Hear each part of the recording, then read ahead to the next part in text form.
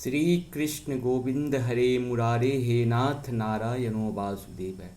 आज जो है हम लोग श्रीमद् भागवत गीता के अध्याय 12 से शुरू करेंगे।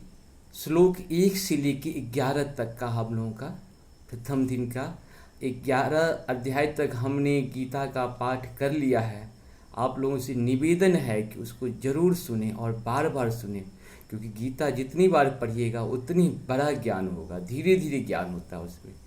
ये नहीं है कि आप एक बार पढ़ लिया और आपको ज्ञान हो जाएगा। जितनी बार सुनेंगे आपको नया चीज़ सीखने के लिए, नया चीज़ समझने के लिए, नया चीज़ जानने के लिए मिलेगा। इसलिए मेरा निवेदन है कि आप लोग गीता का पाठ जरूर करें, प्रत्येक दिन करें, बार बार करें और जीवन को बदलते हुए सुर को भी देखें। आप अगर जब एक सप्ताह कर लीजिएगा गीता का पाठ तो देखिएगा कि आपने मूलभूत परिवर्तन स्वयं देखने को मिला है। आपके उठना बैठना, खाना पीना, रहना सहना, बोलचाल, बहुत सारे व्यवस्था सुधर जाती है, क्योंकि संघ का बहुत महत्व होता है। हमारे यहाँ सत्संग से ही गुण जाता है और संघ से ही गुण आता है। संघ का बहुत प्रभाव होता है हमारे यहाँ। अगर हम लोग भगवान के संग रहेंगे तो उसका प्रभाव मेरे ऊपर रहेगा, कहीं न कहीं प्रत्यक्ष रहे परोक्ष रूप में, जिस रूप में रहे लेकिन दिखेगा। कभी कभी आपको लगेगा कि आपका कोई काम ऐसा है जो नहीं हो रहा था, अचानक हो जाता है। कैसे होता है? ये गीता का ही प्रभाव होता है, ये रामायण का ही प्रभाव है, ये दुर्गा पाठ का ही प्रभाव है। और मेरे चैनल को सब्सक्राइब जरूर करें और लाइक शेयर के साथ साथ अगर आप गुरु दक्षिणा कुछ देना चाहते हैं तो दे सकते हैं। इसके लिए निवेदन भी है, रिक्वेस्ट भी है, और नहीं देने वाले के लिए भी सब कुछ है। सबको आशीर्वाद मिलेगा। ऐसा नहीं है कि जो गुरु दक्षिणा उन्हीं को आशीर्वाद सबको है, क्योंकि सूर्य का प्रकाश जो है जब आता है तो सबके लिए होता है। अच्छे बुरे जितने भी लोग हैं पृथ्वी के लिए होती है, वो किसी व्यक्ति विशेष के लिए नहीं होता है। इसीलिए धर्म का जो भी कार्य है किसी व्यक्ति विशेष के लिए नहीं हो रहा है, पूरे संसार के लिए हो रहा है।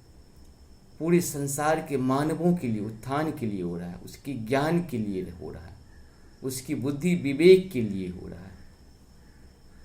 इसके साथ हम लोग प्रारंभ करते हैं 12वां अध्याय। अध्याय 12 भक्ति योग। अर्जुन उवाच एवं सतत युक्ता ते भक्तास्त्वां पुरयापसते ये चाप्यच्छ अरम व्यक्तं तेषां के योग वित्तमः। अर्थात अर्जुन ने पूछा, जो आपकी सेवा में सदैव तत्पर रहते हैं या जो अव्यक्त निर्विशेष ब्रह्म की पूजा करते हैं, इन दोनों में से किसे अधिक पूर्ण सिद्ध माना जाए। श्री भगवान वाच मयावेश्य मनो ये मां नित्ययुक्ता उपासते श्रद्धा परयो पेतास्ते मे युक्त तमामता।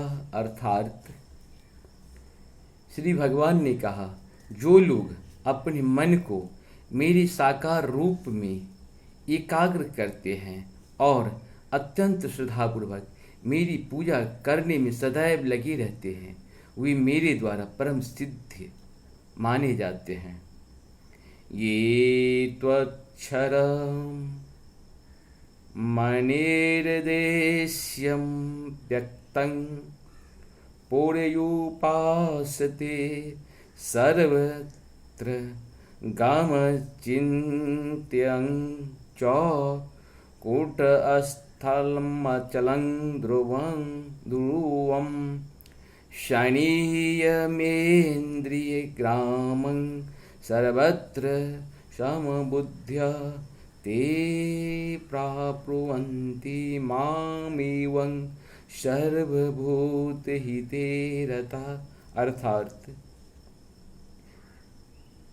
लेकिन जो लोग अपनी इंद्रियों को वश में करके तथा सबों के प्रति समभाव रखकर परम सत्य की निराकार कल्पना के अंतर्गत उस अव्यक्त की पूरी तरह से पूजा करते हैं, जो इंद्रियों की अनुभूति के परे हैं, सर्वव्यापी हैं, अकल्पनीय हैं, अपरिवर्तनीय हैं, अचल तथा ध्रुव हैं। वे समस्त लोगों के कल्याण में संलग्न रहकर अंततः मुझे प्राप्त करते हैं।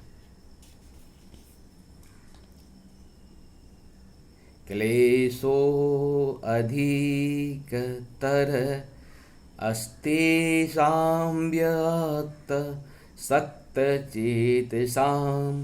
अव्यक्ता हिंगतिर्दुःखं देहबधिर्वाप्यते। अर्थात जिन लोगों ने मन परमेश्वर के अव्यक्त निराकार स्वरूप के प्रति आसक्त है, उनके लिए प्रगति कर पाना अत्यंत कष्टप्रद है। देहधारियों के लिए उस क्षेत्र में प्रगति कर पाना सदैव दुष्कर होता है। ये तो सर्वाणि कर्माणि मयि सन्न्यस्य मत्परा अन्येनैव योगेन मां ध्यायन्त उपासते तेषामहं समोद्धर्ता मृत्यु संसार सागरात् भवामि न चिरात् पार्थ मया वेशित चेतसाम्। अर्थात जो अपने सारे कार्य को मुझ में अर्पित करके तथा अब अविचलित भाव से मेरी भक्ति करते हुए मेरी पूजा करते हैं और अपने चित्तों को मुझ पर स्थिर करके निरंतर मेरा ध्यान करते हैं, उनके लिए हे पार्थ मैं जन्म मृत्यु के सागर से शीघ्र उद्धार करने वाला हूँ।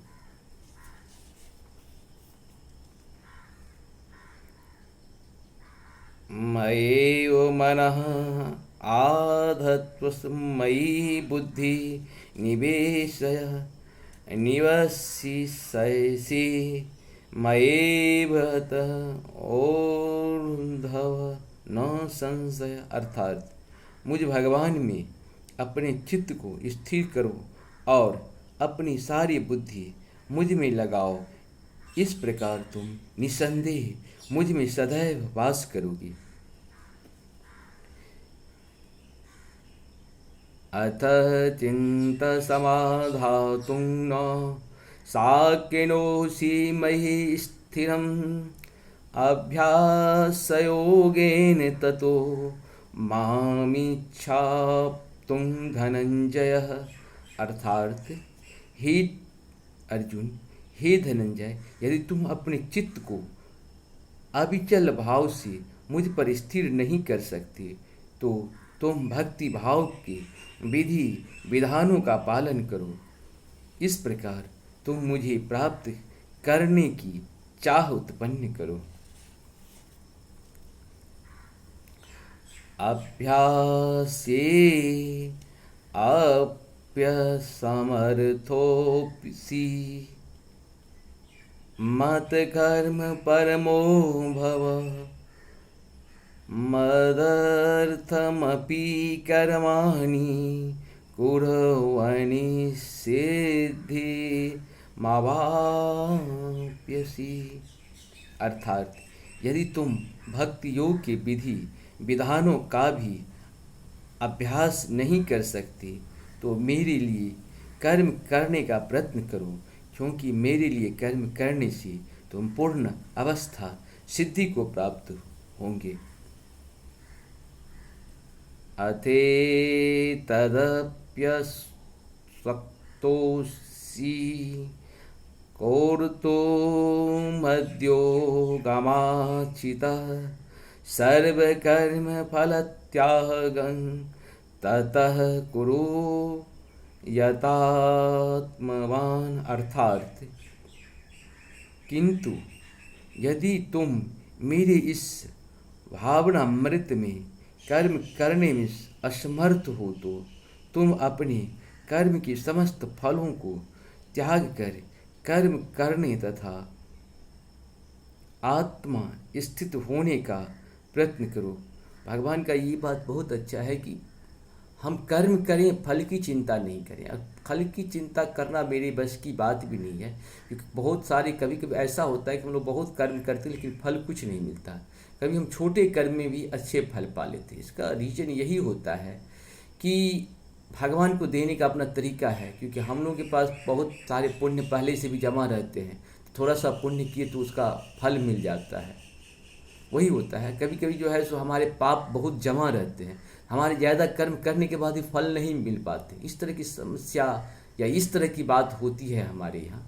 और भगवान की कृपा हो, हम मनुष्य बने हैं, यहाँ कर्म करें, निष्काम कर्म करें, सत्य के साथ रहें, सत्य सनातन के साथ रहें। सत्य सनातन के साथ जुड़ेंगे, अपने भी जुड़े, अपने बच्चे को, अपने समाज के, अपने परिवार को, अपने राष्ट्र को और अपनी दुनिया को भी इसके साथ जोड़ के रखें। तभी मानवता का जो सही अर्थ होता है उसको हम लोग समझ पाएंगे। नमस्कार।